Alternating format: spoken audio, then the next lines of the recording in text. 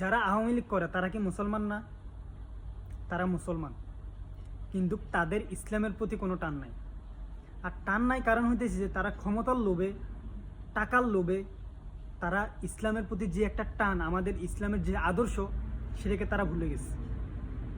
এই যে গতকালকে, আমি কথাটা কেন বলতেছি, এই যে গতকালকে নরেন্দ্র মোদীর সাথে যে আমাদের ডক্টর ইউনূস স্যারের যে দেখা হইলো, আমরা সবাই তো এটা নিয়ে মজা নিলাম যে একজন চা বিক্রেতার জীবনের সবচাইতে বড় সফলতা হইতেছে এটা যে উনি একজন নোবেল বিজয়ী মানুষের পাশের চেয়ারে বসতে পারছে। এটা তো আমরা পুরো বাংলাদেশ আমরা সবাই মিলে এটা মজা নিয়েছি, মজা করে কথাগুলো বললাম। কিন্তু এদের মধ্যে এই কথাগুলো বলার কারণে, পোস্টটা করার কারণে কিছু আওয়ামীপন্থী, আমাদের ছোট ভাই বড় ভাই আমার সমবয়সী, আমাকে পুরো ভেঙ্গুলের মতো মানে বেড়াই ধরছে। মানে আমি কথাটা কেন বললাম, নরেন্দ্র মোদীকে একজন চা বিক্রেতা কেন বললাম?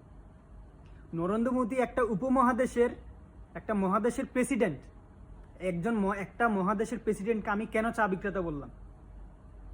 ওরা আমাকে পুরো ভেঙ্গুলের মতো বেড়াই দিচ্ছে। ওটা নরেন্দ্র মোদীর বাপ লাগে, ওদের বাপরে এইভাবে চাওয়ালা বলা যাবে না, এইভাবে চা বিক্রেতা বলা যাবে না।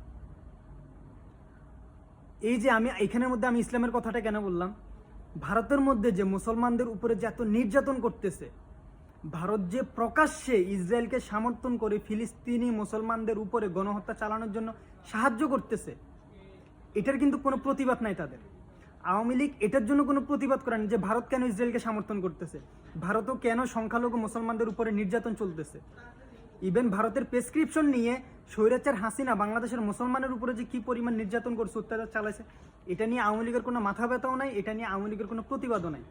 শুধু কালকে তাদের বাপ নরেন্দ্র মোদীকে আমি চা বিক্রেতা বলছি, এটা নিয়ে আমার সাথে একেবারে সব দিক থেকে আমাকে বললার মতো, গুন্ডার মতো বেড়াই ধরছে যে আমি ওদের বাবারে কেন চা বিক্রেতা বললাম।